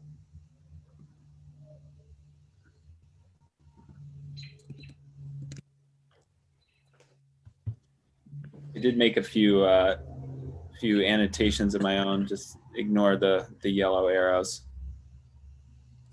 Okay, and the way that our office puts this together is that when there is a black arrow in the right-hand margin, that is directed toward the no or small impact column, and it indicates that, in our opinion, it's a small versus no impact. So for instance, on this first one of impact on land, we said, yes, there's going to be a potential impact on land. 1A has no or small impact box checked. That, in our opinion, would be no impact. Whereas the C, we check the same column box, but we have an arrow next to it, which then indicates that we believe that there is some impact, but it's a small impact. All right. So again, the first one is impact on land. Proposed action may involve construction on or physical alteration of land surface of the proposed site, and the answer is obviously yes. Then went through that the proposed action may involve construction on land where depth to water table is less than 3 feet. We saw no evidence of that, and so we would be marking that as no. And again, please stop me if anybody has any questions. I have more detail with respect to a lot of these choices, but there's no need if nobody has any questions on them. B is the proposed action may involve construction of slopes 15% or greater. We put moderate to large impact. According to the FEAF, there was 24% of the property is 15% or greater. We didn't have a topo map that I saw anyway, and therefore it's impossible to really get more detailed than that, but we believe that it is in the moderate to large impact. C is the proposed action may involve construction on land where bedrock is exposed or generally within 5 feet of existing ground surface. And we put a small impact for that. 2% of the property has exposed bedrock. The next one, proposed action may involve excavation removal of more than 1,000 tons. We put no impact. Proposed action may involve construction that continues for more than 1 year or in multiple phases. We put a small impact because we estimated that it probably would take more than 1 year to do all of the construction. The F is the proposed action may result in increased erosion, whether from physical disturbance or vegetation removal. And we put moderate to large, given the excavation involved. G, the proposed action is or may be located within a coastal erosion hazard area. We put no impact. And the last one other is no impact. Does that, anybody have any questions on that first category? No. Nope. No. Okay, second one is impact on geological. features. And we said, no, it's not going to result in the modification or destruction of or inhibit access to any unique or unusual landforms such as cliffs, dunes, minerals, fossils, caves, etc. Third one is impacts on surface water. Proposed action may affect one or more wetlands or other surface water bodies, and we indicated yes. Going down the list, the proposed action may create a new water body. There is a new retention pond on site, which would qualify. We indicated that that may have a small impact on surface water. B is the proposed action may result in increase or decrease of over 10% or more than a 10-acre increase or decrease in the surface area of any body or water. We put none. Proposed action may involve dredging, and we put none. Proposed action may involve construction within or adjoining a freshwater or tidal wetland. Wetlands are located on the property, but not on the specific project site. They're adjacent to it. But a lot of details still need to be made. There may be some connections from some water on the property to those other wetlands. That hasn't been determined yet. We put none.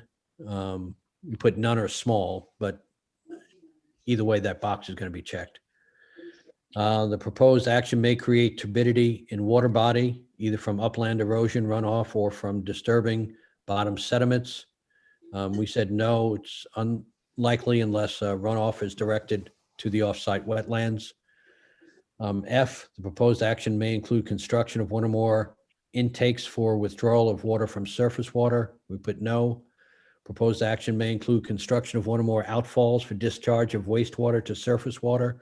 We put no. Proposed action may cause soil erosion or otherwise create a source of stormwater discharge that may lead to siltation or other degradation of receiving water bodies. And we put moderate to large for various reasons, given their answers to the FEAF Part 1. I, the proposed action may affect the water quality of any water bodies within or downstream of the site. And we put moderate to large. Again, considering the amount of stormwater runoff, rain and snow melt, we believe that that may be a moderate to large impact. Proposed action may involve application of pesticides or herbicides in or around any water body. From what was answered in Part 1, we believe no is a proper answer. And K, the proposed action may require the construction of new or expansion of existing wastewater treatment facilities. And the answer, we believe, is no based upon present information. So that is number 3, impacts on surface water. Does anybody have any questions on that or want any of them changed? No. No. I've got a quick question about K. Was there a mention of an additional expansion of treatment facilities? No, to my knowledge, there was no discussion of an expansion of the existing treatment facilities. There was some discussion that there may be some temporary storage of some of the wastewater on site before it gets pumped. Okay. The specifics of that haven't been delved into yet. And certainly I think that both the issue of water and wastewater consumption and the resources available should definitely be part of the draft scope. And you can ask whatever questions you want, Tom, when we get to the draft scope that would provide you with whatever information you think is necessary to look at that further and take your hard look. Okay, thanks. Moving on to 4, impact on groundwater. The answer is yes. We say in A, the proposed action may require new water supply wells or create additional demand on supplies from existing water supply wells. My understanding, and I may be wrong on this, I don't think we have Dennis Larios here, do we? No. Okay. I believe that the current village water system relies on both the Catskill Aqueduct, which is supplied by reservoir, but also has supply wells, I believe. And so we thought that there would be some small impact upon that. Obviously, if we look at it further, there may be a much larger impact if there isn't sufficient resources, but those are the types of things that you can inquire about in the draft scope. And the remaining issues dealing impact on groundwater, unless you want me to read them all, would be no impacts. Most of them wouldn't apply, such as bulk storage of petroleum and chemical products, et cetera. Anybody have any other questions on impacted groundwater? No. Okay. 8, impact on flooding. From the information available, it seemed to us that the answer would be no. Number 6, impacts on air.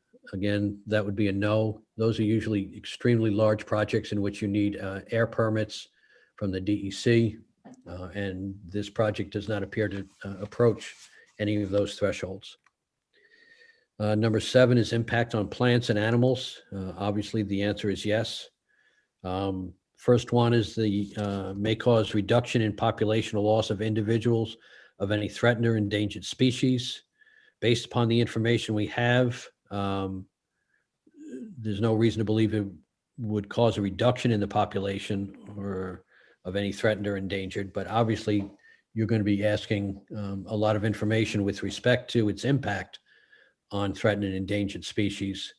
And when we finish with this and talk about some additional consultants, I believe that you should be looking for an environmental consultant to help you fashioning the draft scope as well as analyzing the data with respect to threatened and endangered species.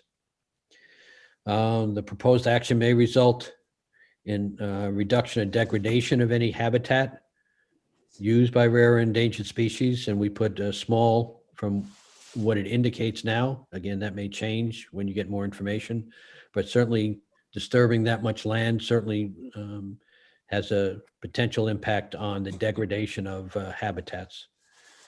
C, the proposed action may cause reduction in population or loss of individuals of any species of special concern. The conservation need, we didn't see any, we put no. Proposed action may result in reduction or degradation of the habitat of species of special concerns. The mapper answered no for the E2P, although the applicant had originally said that it would be determined by an environmental habitat study. So again, that's a topic that you should be looking at to ask for specific information dealing with threatened, endangered species, et cetera, in the draft scope so that it can be studied. The only other one that had a potential impact that we saw is that the proposed action may substantially, this is G, may substantially interfere with nesting, breeding, foraging, or overwintering habitat for the predominant species that occupy or use the project. And we thought that would be a moderate to large impact, again, based upon the type of clearing and grading that is anticipated for this project. And I have some other notes on that, but if that's sufficient for you, that'll be fine. Impact, number 8, impact on agricultural resources. The answer is yes. Again, the only one that's other than no would be D. Proposed action may irreversibly convert agricultural land to non-agricultural uses, either more than 2.5 acres if located in ag district or more than 10 acres if not. So we put that it's going to be a small impact. And that was it for that category. Do we know the actual number of acres that will be converted, that will be developed? My notes indicated, I didn't do this. I had somebody else in the office who helped me with this, Kelly Naughton, partner of mine. And she said that more than 2.5 acres of the property rather, is listed in Ag District ULST 002. So we have a 2.5 and this one says if more than 2.5. So that seemed to qualify for that, checking the box of small impact. But you certainly can ask again, if you make a note of it and make sure that any questions you want studied in the EIS with respect to the impacts on agricultural land, that if you want that studied, that can be studied in the environmental impact statement. Okay, sure. Really at this point in time, we're not trying to answer the questions at this point in time. It's based upon a very limited amount of information that we have from a sketch plan and from their EAF Part 1. And that's all the information you have now.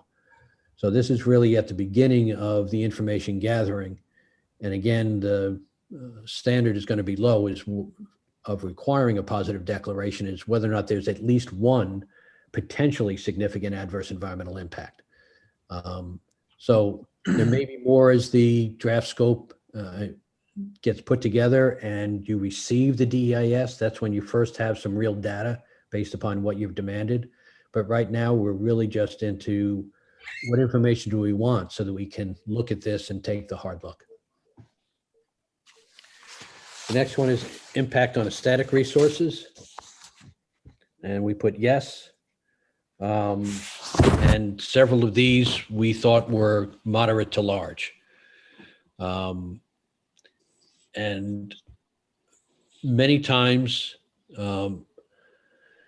by asking for photographs and other visual information, maps, and also your own knowledge of the area, many boards feel that they can, they're qualified to go ahead and assess the visual impact, the impact on aesthetic resources without any expert. But if you feel that you want an expert in this area, you have the ability to go ahead and try to find an expert on the aesthetic or visual impacts. But you certainly can ask for all the information to give you the body of information for you to make those kinds of determinations yourself. So we believe that proposed action may be visible from officially designated federal, state, or local scenic or aesthetic resources, likely Mohawk Preserve, OSI, Shawangunk Mountains, Scenic Byway. On C, the proposed action may be visible from publicly accessible vantage points. Again, we believe that both seasonally and year-round that may be the case. But again, it's based upon just, a small snippet of information at this point in time. But I would assume that you would want some detailed information and photographic proof with respect to various vantage points as to how you can see that. You can ask for that in the draft scope, and the applicant is required to provide that in the draft environmental impact statement. If you want balloon tests, you could have balloon tests. I'm not sure of really the efficacy of those, considering you're not really looking for a tall height. But if in fact you're unclear whether or not you'll be able to pinpoint this site from different locations, such as the Shawangunk or the Mohawk Mountains or some particular roadways, you should identify where those pictures ought to be taken. And I would think that typically you'd be able to drive to that, look at it with picture in hand, and see whether or not you think it would have an impact of that particular project. But if you want more detailed information, you can also ask for that. D is the situation or activity in which viewers are engaged while viewing the proposed action is routine travel by residents or recreational or tourism. Again, we think both of those. Also, the proposed action may cause a diminishment of public enjoyment and appreciation of the designated resources. And you should be, again, figuring out which of those resources that you want to see how they're impacted visually. So you would determine from what viewpoints you would want photographic evidence or any other evidence you wanted so that you could assess what would be the impact on these important visual and aesthetic resources. Finally, there are similar projects visible within the following distance of the proposed project. The project, maybe the project is visible, but there are none or very few other land uses of similar scale, design, density, or dimension or location nearby, so that the context of the scenic resource may change from place to place. That's what I have on the resources. If there's no questions, I'll go to 10. Archaeological. Another one where you may want to have an expert to assist you in this and try and determine, along with SHPO, the archaeological impacts that this may have. Or if you believe that you would be able to do this on your own with the information you're requesting, you can do that as well. But we believe that there are moderate to large impacts on B. The proposed action may occur wholly or partially within or substantially contiguous to an area designated as sensitive for SHPO.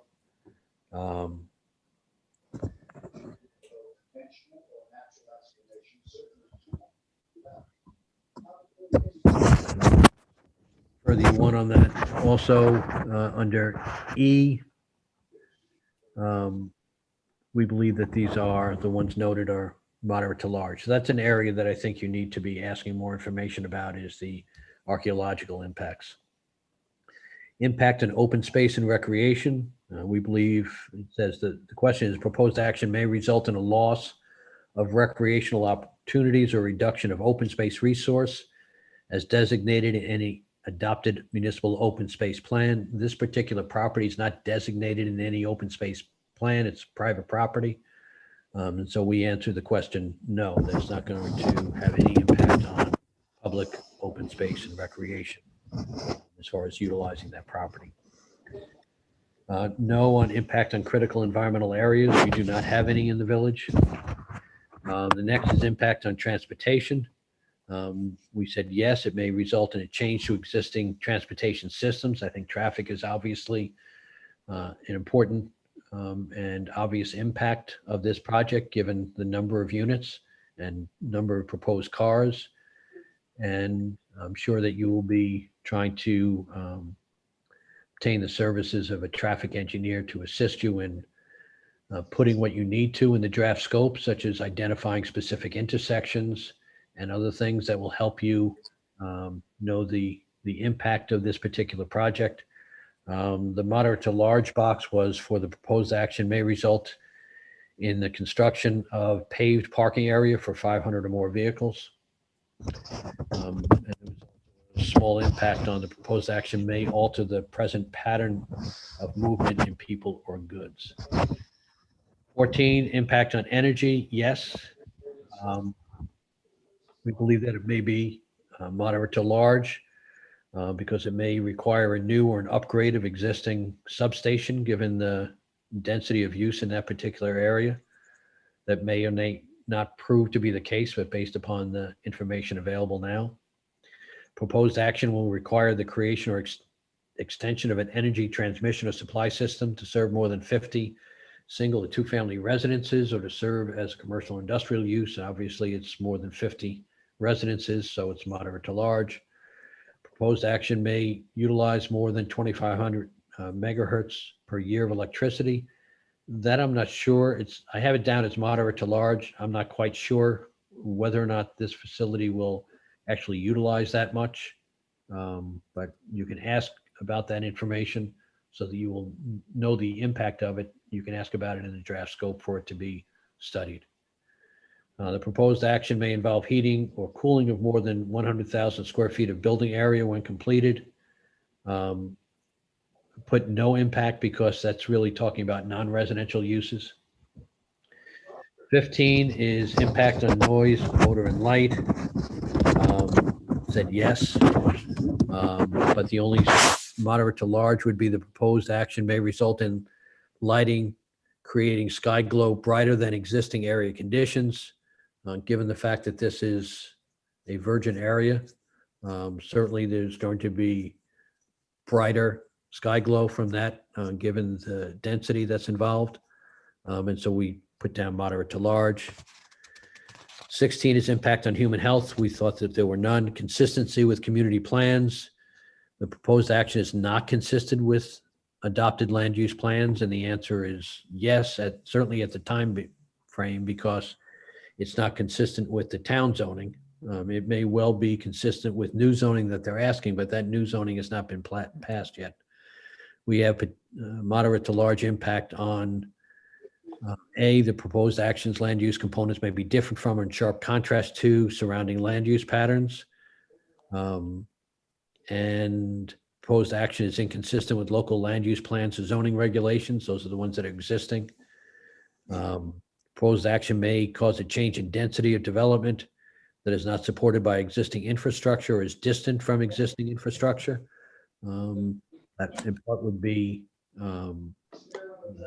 wastewater, water facilities, where the infrastructure is going to have to be extended to reach there. And the proposed action is located in an area characterized by low density development that will require new or expanded public infrastructure. It may well require that. And so that's the 17. And then finally, number 18, consistency with community character. We answered yes as to the question. The proposed project is inconsistent with the existing community character. And we had moderate to large impacts on the proposed action may be. The proposed action may create a demand for additional community services, schools, police, fire. And E, the proposed action is inconsistent with the predominant architectural scale and character in the area. And also finally, F, proposed action is inconsistent with the character of the existing natural landscape. So I apologize for the time that it took to go through that. But I think it's important to kind of focus your attention on the types of things that you may want included in the draft scope. Thank you so much, Rick. That was really helpful. Oh, you're welcome. Thank you. Yes, thanks again, Rick. Okay, thank you, Rick, for doing that. Now, we need to make a determination of significance based on this FEAF Part 2 review and the discussion of it. So You have essentially three choices without getting too complicated about it. One is that you can, after going through this, you say, well, there's no potential significant adverse environmental impacts and give it a negative declaration. The second choice, which I think is anticipated by all, which is that there is at least one significant adverse environmental impact anticipated, and you would give it a positive declaration. And the other is that you would want to ask for certain studies and go through the expanded EAF Part 3 process.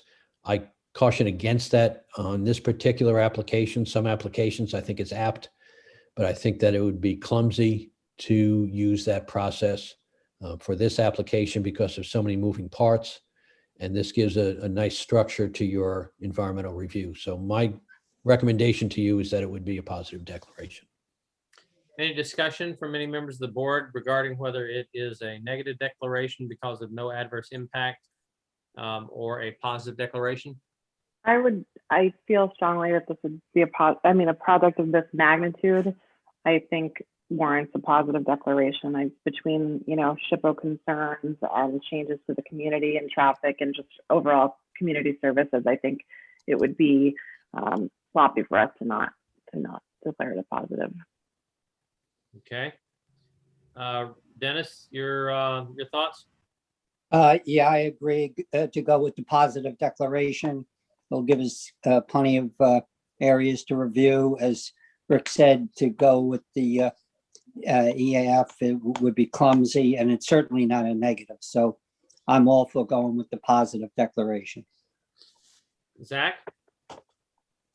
Yes, I also believe that it's should be a positive declaration. Pretty clearly, there are a number of significant environmental issues that we'll want to look at.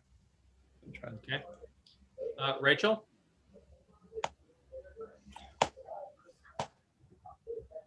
Tom, your thoughts? Yeah, I agree with everybody that it seems like a positive declaration. Okay, and I agree that it is a positive declaration. So do we need a motion on declaring this as a positive declaration?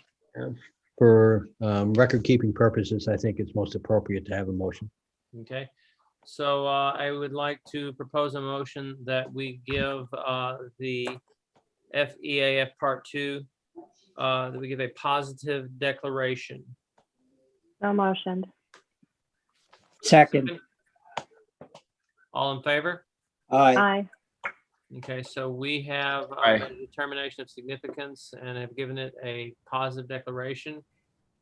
So now, next, we're going to need to have our attorney prepare a written positive declaration for filing.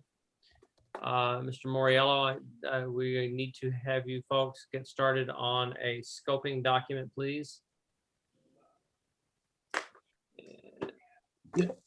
Mr. Chairman, yes, we've started drafting that. We're going to get something to the board, I hope, fairly soon, and go from there and then have your comments. That document, I'll let Rick, Rick wants to explain it too. That document, I believe the regulations require public scoping, correct, Rick? Correct. Yes.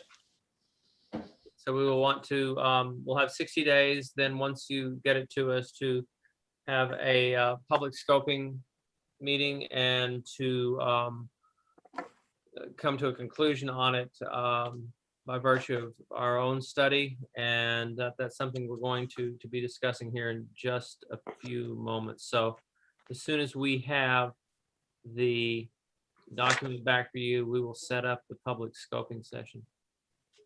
And just for the record, it is clear, Mike, as you've indicated previously on a number of occasions, you certainly expect the planning board to move ahead diligently with respect to their obligations, but that you are waiving, for the time being at least, the strict 60-day requirement to finalize the draft scope. Is that correct? Yes, that's correct. I think I sent a letter to that effect early on. We'll confirm any waiver of time. It's not a problem at all. Thank you. Yeah, if Alana, would you look to see if you can find that letter, just so we have it on record? And if she can't find it, then Mike will probably ask you to send it Absolutely, over. not a problem. Yeah, sure. Okay. All right. Well, that kind of, for the moment, ends it. We need to have a discussion amongst ourselves about the consultants that we're going to need and the help that we're going to need in order to make a well-considered decision on this. And I believe I asked each of you to kind of give us some ideas on different consultants that we might be able to use. We know that for the civil engineering, we're going to have our firm do that, the village firm. So Bernier and Larios will be taking care of that. The next one that we're going to need to look at is traffic engineering consultants.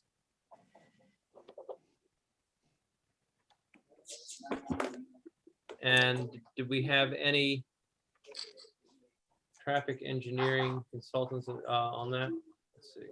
Well, I went into that, John. Thank you. Yeah, and in addition, I mentioned that Mauser did the net zero. I spoke with Dr. Phil. I forwarded the email that he sent to me. I then contacted a friend of mine, Hans, who's chair of the planning board for the village of Fishkill and also for the Dutchess County Planning Board. He put me in touch with their planner. The company is Hardesty in Hanover. They also do not only planning for the village of Fishkill, but they do for other municipalities. Within their organization, they have a traffic engineering division. I have that information. As I said, I sent some of it to you the other day. Yes. I'll follow up with that. So anytime you want to discuss it, I will, but I believe I have, attended to your requirements. Okay. So Dennis, when are you available tomorrow? Well, do you mean between mile 3 or mile 6? I usually see you when I'm running. Yeah, I know. Let's see. What time do you want to stop there on the trail and talk? Listen, the only thing, I do have stuff going on in the afternoon, but anytime in the morning, I can hook up with you. Okay, let's set up for 9 a.m. I'm going to give you a call at 9 a.m. Okay, yeah, good. Then you and I will meet. We'll go through that. I'll print out and I'll have all the stuff from Hardesty and Hanover as well, so I can give you that. I'll print it out. Okay, I'll give you a call. Maybe I'll drop by. You live close. We can do something like that, or I'll just get in touch with you at 9 and we'll work through it. And if that name can be shared with the other planning board members so they can look them up and consider that, so that we don't have too much delay in having this reviewed. Right. Yeah, I can forward everything to the other members, Rick. Okay, good. Or Rick, just do send it to Alana and she can. do they have to vote on the consultants they end up using? Is that how that's going to work? They should, voting is the easiest way to make a record of it. Okay. So they should eventually, when they decide on what traffic engineer, what environmental engineer, and any other consultants that they want, then they should vote on them, because then we'll have to get a contract with them. Yeah. And then they would be paid through the escrow posted by the applicant. Yeah. So just to be clear, it doesn't need to be publicly bid. It can be done by recommendation. I'm sorry, I couldn't hear that. I said, just to be clear, it doesn't need to be like publicly bid. It just can be by recommendation or referral. That's correct. That's Okay. correct. Okay. Professional services are exempt from public bidding. Okay.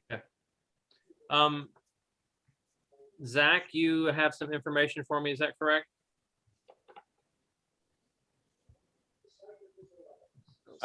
Yeah, so I was looking into archaeology consultants. There was the firm that I think Rick mentioned at one of our meetings, maybe 2 meetings ago, Hartgen. Hartgen, yes. So they looked like a strong choice. I believe they're based out of Rensselaer. So I think it's worthwhile getting in touch with them and seeing what their availability is. I also wanted to just maybe get in touch with the professor, Joe Diamond, and see if he recommended any other consultants in the area. However, I have not emailed him yet. And John, I'm going to take a look, because for my projects that I work on for my job, I mean, we use a couple. I mean, SHPO is a big problem for us, so I have a few contractors I wanted to reach out to or refer to you guys, but I spaced on that today. Okay. So Zach, do you want to try to reach out to these folks tomorrow at Hartgen? Yeah, and in terms of time frame, how soon would we want that project to start? Well, Rick's got he's waiting to tell us exactly what. My idea was that over the next 7 days that I would speak to each of you and we would look at those consultants that you had reached out to or contacted or felt were qualified to do that. And then I was going to hopefully get in touch with them myself and ask for them to send us a brief on what they could do, get an opportunity to speak with them. And then at our next meeting, perhaps we could have either, I don't know, we either have a presentation by them, which could take a fairly long amount of time, or I could work with each of you individually and we could speak to the people specifically. Sure. Rick, you were going to add something. And the point is that I want to have people, if not in place, at least very close to being in place by the next time that we meet, so that we can move forward. I was just going to say that, we need to move quickly, but we don't need to rush unbelievably. But we don't want to wait until they're going to help you with the DEIS. So certainly that's the major part of what they're going to be doing, is reviewing the DEIS and giving their comments on the DEIS to you, so that you have better informed decision-making with respect to that document. But I think what's often overlooked is getting those consultants in early enough to help you with the draft scope. And so we're going to be getting a draft scope soon. We're going to have a public scoping session and then finalizing it as close to 60 days as we can. And so that's sort of the time frame that you want. They don't need to be in on it before the public scoping session, but certainly between the public scoping session and when you're going to finalize the scope. All of these are professionals that can read the information that they have so far, which is not monumental. It's a lot of information, but it isn't certainly beyond their ability to do so. And they can review that in fairly short order and help you try to better formulate the draft scope into a final scope, such as, and I'll just use this as an example, and I have before, is that on the traffic, it's one thing to say, yes, you want to have the applicant look at traffic in the area and the impacts to the surrounding intersections, et cetera. But traffic engineers know exactly how traffic operates, where the sources of traffic are going to come from, both into the site, out of the site, whether they're going to be going mostly north or south or east or west, which intersections should be studied. And also, probably as important as everything else, is trying to determine peak impacts rather than just generalized impacts. And so the traffic engineers will be able to help you with that kind of detail to put into the draft scope. And it's the same thing with your other discipline consultants, is that they will be able to help you be more specific in getting you information so that it's going to be best utilized by you. Good points. So I want to try to get in touch with each of you. Raquel, I don't know if you would be able to have that information by, say, Thursday. Oh yeah, I just texted my boss right now to remind me of her name, so I'll have it tomorrow. Okay, so tomorrow is Wednesday, so I'm going to meet with Dennis and I'm going to talk with Zach. Zach, I know that, like all of us, you have time constraints. When is a good time for us to try to meet by phone? Afternoon would be better for me, anytime after 2 p.m. Okay, after 2.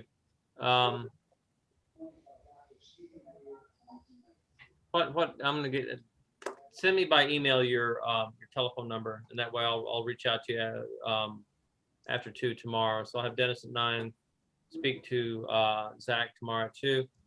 Tom, did we task you with anything? No, I was not specifically tasked at the last. Good. With anything. You did promise me that I would be, though, at some point. So yeah, you're definitely going to be, because what we really need to have is traffic, which we've got going, and archaeological, which we've got going, civil engineering we've got going. What I would like for you to do, Tom, is I need some recommendations on environmental engineers, if you would, please. Sure thing. And I would like to and send me your telephone number. I would like to meet with you on, well, see how we're just making it, we're bringing you late to the party. I'm going to set you up for Friday. Is that okay? Yeah, that should be fine. Okay. So I may jump in here just with an offer, Tom. By profession, I am an executive recruiter for environmental engineers. So if you want to, if you want any backup, I'm just offering. Yeah, that would be great. Thanks, Don. I have your email, so I can reach out. Thank you, Don. That will help quite a bit. All right, so we all have our tasks, so that by Friday, we should be able to compile a list of people that we want to invite to send us information. And I don't know, Rick, how the best would be to do that, whether we should send it as the official part of the board, or whether we should have it go through your office, or, because what we want to do is we don't want to do it like an RFP, but we just want to know what are their qualifications, what can they do. and how, Yeah, how available they the are. way that you're doing is fine, and then you'll pull it together at the next meeting and say, well, we have these 1, 2, or 3 firms, and you'll discuss them, and the board will make a decision as to which one they want to go with. Okay. It's not something that you're never going to find enough information on each of them in a fairly short period of time to have a thorough review and detailed comparisons. True. But most of these firms are very capable of, when you go on their website, you see what they do, et cetera, you'd be able to weed out quickly any firms that are not substantial in their experience and knowledge. And so in a sense, you're not going to really lose as to who you choose among a wide array of qualified people. So, you should just get the information, make a decision, and move on from there. You'll Okay. be well served. All right. So your tip is don't overanalyze this. Got it. Yeah. All right. So that kind of gives us what our tasks are. Anything else that we need to hear from the board? There was an email sent around about a site visit for New Paltz Apartments. There was some new revised times. I don't know if you guys want to work that out now, or we can try and do it over email. I just know sometimes figuring this stuff out in person can be easier than going back and forth over email, but it's up to you. Why don't we do the site plan visit now? Why don't you get us started on that? Hey, John, I'm okay. I looked at the dates. I'm okay with whatever you come up with, I can conform with. I'm in the same boat as Dennis. I work from home. I can do whatever. So yeah, so I'm okay. But John, I hate to say this, I'm fading, so I'll hook up with you in the morning. Do we have too much more to discuss? No, we're tell you what, let's take care of this then by email, Alana. And then at this point, then I think we've discussed everything we need to discuss. John, So there's just 2 points I have that we need some information from Michael, so he can start working on it. Is that the Ulster County property records identify Beautiful Monster LLC and Andrews Wave LLC as the owners of both lots, but the application and proxy statement also identify the Autumn Covenant LLC as an owner. It just needs to be resolved at some point. It may be that there were later filings and they just haven't yet been recorded fully by the Ulster County Clerk's Office, but I just wanted to point that out. And secondly, the proxy statements identify and authorize Passero Associates, but the applicant is identified as Commercial Street Partners, Tom George. So an updated authorization should be provided for Commercial Street Partners. Again, just to do that as soon as you can.